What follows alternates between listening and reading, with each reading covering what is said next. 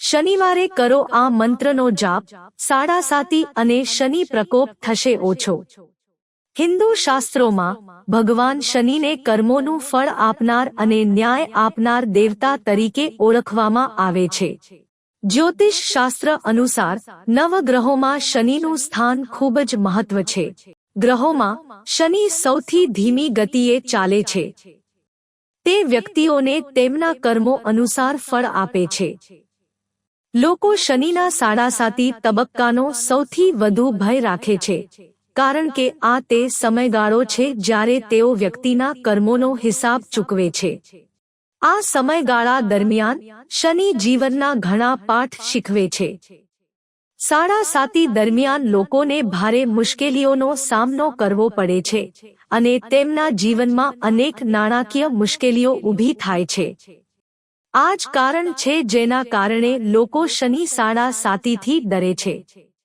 જો કે સાડાસાતી 3 તબક્કામાં 7.5 વર્ષનો સમયગાળો ધરાવે છે, પરંતુ શનિવારના દિવસે ઉપવાસ કરવાથી અને શનિવારના દિવસે ભગવાન શનિદેવની પૂજા કરવાથી દેવતા પ્રસન્ન થાય છે અને આ સમયગાળાના પ્રતિકૂળ પ્રભાવોથી રાહત મળે છે। શાસ્ત્રોમાં શનિવાર ભગવાન શનિદેવને સમર્પિત છે। આ દિવસે પૂજા અને ઉપવાસની સાથે ખાસ ઉપાયો પણ કરવામાં આવે છે। શનિદેવને સમર્પિત ચોક્કસ મંત્રોનો જાપ કરવાથી સાડાસાતીની તીવ્રતા ઓછી થાય છે અને ઢૈયાથી પણ રાહત મળે છે। સાડાસાતીથી રાહત મેળવવા માટેના મંત્ર। શનિદેવના અન્ય મંત્ર। શનિબીજ મંત્ર। શનિદેવનો આ બીજ મંત્ર તેમના આશીર્વાદ મેળવવા માટે સૌથી શક્તિશાળી માનવામાં આવે છે। ભક્તિભાવથી આ મંત્રનો જાપ કરવાથી મનમાં સ્થિરતા આવે છે। આ ટૂંકા મંત્રનો જાપ દરરોજ અથવા શનિવારે 108 વખત કરવાથી શનિદેવની કૃપા પ્રાપ્ત થાય છે।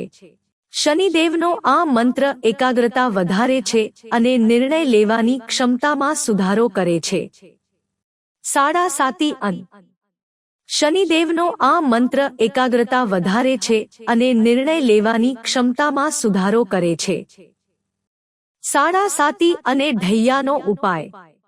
દર શનિવારે સવારે સ્નાન કર્યા પછી પીપળાના ઝાડના મૂળમાં પાણી અર્પણ કરો અને તેની 7 વખત પરિક્રમા કરો। શનિવારે ભગવાન શનિદેવની નિયત વિધિ અનુસાર પૂજા કરો અને ભક્તિભાવથી શનિ સ્તુતિનો પાઠ કરો।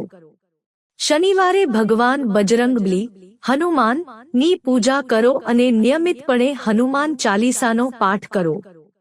શનિવારે તમારી શક્તિ મુજબ કાળા તલ, આખા કાળા ચણા, ઉરદ દાળ, ગોળ અને સરસવનું તેલ દાન કરો। માનવામાં આવે છે કે આ ઉપાયો કરવાથી સાડાસાતી અને ઢૈયાના પ્રભાવથી રાહત મળે છે।